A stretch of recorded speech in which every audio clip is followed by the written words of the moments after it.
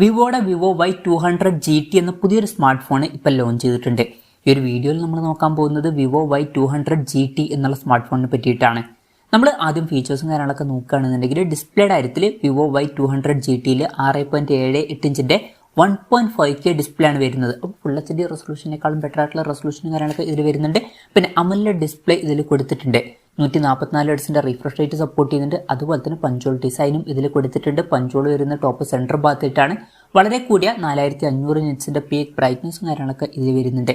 അപ്പം അത്യാവശ്യം നല്ല ഡിസ്പ്ലേ ഫീച്ചേഴ്സും കാര്യങ്ങളൊക്കെ ഇതിൽ വരുന്നുണ്ട് എന്ന് തന്നെ പറയാവുന്നതാണ്. എടുത്തു പറയേണ്ട കാര്യം, ഈ ഒരു ഫോണിൻ്റെ വില വരുന്നത് 18,000 രൂപ പ്രൈസ് റേഞ്ചിലായിട്ടാണ്. ആ ഒരു പ്രൈസ് റേഞ്ചിൽ 1.5K റെസൊല്യൂഷൻ കിട്ടുന്നു എന്നുള്ളത് എടുത്തു പറയേണ്ട ഒരു കാര്യം തന്നെയാണ്. അതുപോലെ തന്നെ വളരെ കൂടിയൊരു പീക്ക് ബ്രൈറ്റ്നസും ഇതിൽ കൊടുത്തിട്ടുണ്ട്. അപ്പം ഈ ഒരു പ്രൈസ് റേഞ്ചിൽ മികച്ച ഡിസ്പ്ലേ ഫീച്ചേഴ്സ് തന്നെ ഇതിൽ കൊടുത്തിട്ടുണ്ട് എന്ന് പറയാം. In display finger print sensor ഈ ഫോണിൽ വരുന്നുണ്ട്. ഫോണിൻ്റെ വെയിറ്റ് വരുന്നത് 194.6 ഗ്രാം ആണ്. തിക്നെസ് വരുന്നത് 7.98 mm ആണ്. പിന്നെ IP64 റേറ്റിംഗ് സപ്പോർട്ട് ചെയ്യുന്നുണ്ട്. ഈ ഒരു പ്രൈസ് റേഞ്ചിൽ അത് നല്ലൊരു IP റേറ്റിംഗ് തന്നെയാണ്. ഇനി പ്രോസസ്സറിൻ്റെ കാര്യത്തിലോട്ട് വരികയാണെന്നുണ്ടെങ്കിൽ സ്നാപ്ഡ്രാഗൺ 7 Gen 3 എന്ന പ്രോസസ്സർ ഈ ഫോണിൽ കൊടുത്തിട്ടുണ്ട്. ഈ ഒരു പ്രോസസ്സർ അത്യാവശ്യം നല്ലൊരു പ്രോസസ്സർ തന്നെയാണ്. പ്രത്യേകിച്ച് 18,000 രൂപ പ്രൈസ് റേഞ്ചിലൊക്കെ ഇത് മികച്ചൊരു പ്രോസസ്സറാണ് എന്ന് തന്നെ പറയാവുന്നതാണ്. അപ്പം ഈ ഒരു പ്രൈസ് റേഞ്ചിനനുസരിച്ചിട്ടുള്ള മികച്ചൊരു പ്രോസസ്സറും ഇതിൽ കൊടുത്തിട്ടുണ്ട്. ജസ്റ്റ് ഡിസ്പ്ലേ ഫീച്ചേഴ്സ് മാത്രമല്ല, പിന്നെ 5G സപ്പോർട്ടും കാര്യങ്ങളൊക്കെ ഇതിൽ വരുന്നുണ്ട്. ഈ ഒരു ഫോണിൻ്റെ ബേസ് വേരിയൻറ്റ് 8GB റാമും 128GB ഇൻറ്റേർണലുമാണ് വരുന്നത്. 8GB റാമും 256GB ഇൻറ്റേർണലുമായിട്ട് വരുന്ന വെർഷനും 12GB റാമും 256GB ഇൻറ്റേർണലുമായിട്ട് വരുന്ന വെർഷനും അതുപോലെ തന്നെ 12GB റാമും 512GB ഇൻറ്റേർണലുമായിട്ട് വരുന്ന ഒരു വെർഷനും വരുന്നുണ്ട്. LPDDR4Xന്റെ റാമും UFS 2.2 സ്റ്റോറേജ് ടൈപ്പാണ് ഇതിൽ കൊടുത്തിരിക്കുന്നത്. UFS 3.1 സ്റ്റോറേജ് ടൈപ്പ് ഉണ്ടായിരുന്നെങ്കിൽ കുറച്ചും കൂടി നന്നായേനെ. പിന്നെ NFC എന്നുള്ള ഫീച്ചർ ഇതിൽ സപ്പോർട്ട് ചെയ്യുന്നുണ്ട്.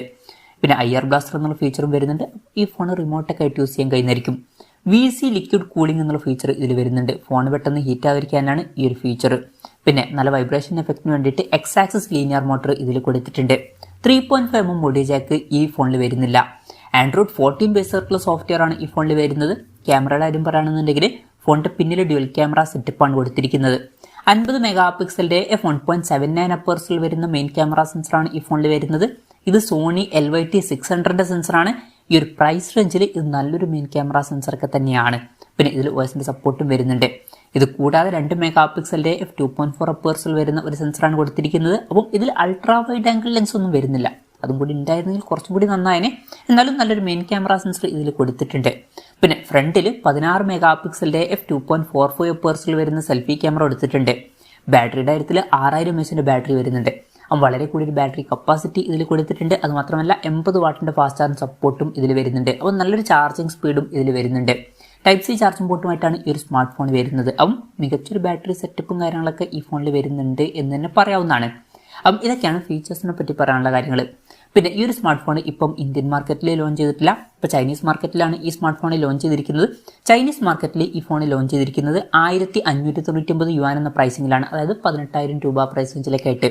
ഈ ഒരു പ്രൈസ് റേഞ്ചിൽ ഈ പറഞ്ഞിട്ടുള്ള ഫീച്ചേഴ്സ് എങ്ങനെയുണ്ടെന്ന് വെച്ചാൽ അത്യാവശ്യം നല്ല ഫീച്ചേഴ്സ് ആണ് എന്ന് തന്നെ പറയേണ്ടി വരും.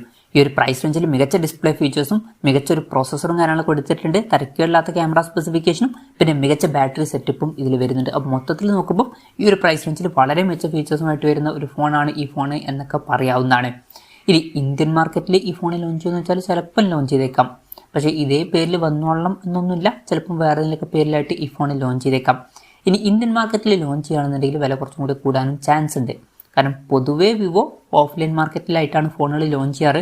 ഇനി ഓഫ്ലൈൻ മാർക്കറ്റിലായിട്ട് ലോഞ്ച് ചെയ്യുകയാണെന്നുണ്ടെങ്കിൽ ഈ ടൈപ്പ് ഫീച്ചേഴ്സുമായിട്ട് വരുന്ന ഒരു ഫോണിൻ്റെ വിലയൊക്കെ ഒരു 30,000 രൂപ പ്രൈസ് റേഞ്ചിലായിട്ടെങ്കിലും മിനിമം എത്തിയേക്കാം. ഈവൻ അതിലും കൂടാനും ചാൻസ് ഉണ്ട്. ഓൺലൈൻ ഫോണായിട്ട് ലോഞ്ച് ചെയ്യുകയാണെന്നുണ്ടെങ്കിൽ ഒരു 25,000 രൂപ പ്രൈസ് റേഞ്ചൊക്കെ ആയിട്ട് നമുക്ക് എക്സ്പെക്ട് ചെയ്യാവുന്നതാണ്. എന്തായാലും കൺഫർമേഷൻസ് ഒന്നുമില്ല, ജസ്റ്റ് നമ്മുടെ എക്സ്പെക്ടേഷൻ പറഞ്ഞു എന്നേ ഉള്ളൂ. എന്തായാലും വിവോയുടെ വിവോ Y200 GT എന്ന പുതിയൊരു സ്മാർട്ട് ഫോൺ ഇപ്പോൾ ലോഞ്ച് ചെയ്തിട്ടുണ്ട്. ഈ ഒരു ഫോണിനെ പറ്റിയിട്ടുള്ള നിങ്ങളുടെ അഭിപ്രായം ജസ്റ്റ് ഒന്ന് കമൻറ്റ് ചെയ്യുക. അതുപോലെ തന്നെ ഈ ഫീച്ചേഴ്സുമായിട്ട് വരുന്ന ഒരു സ്മാർട്ട് ഫോൺ ഇന്ത്യൻ മാർക്കറ്റിൽ നിങ്ങൾ ഏത് പ്രൈസിങ്ങിലാണ് എക്സ്പെക്ട് ചെയ്യുന്നത് എന്നുള്ള കാര്യം കൂടി ജസ്റ്റ് ഒന്ന് കമൻറ്റ് ചെയ്യുക.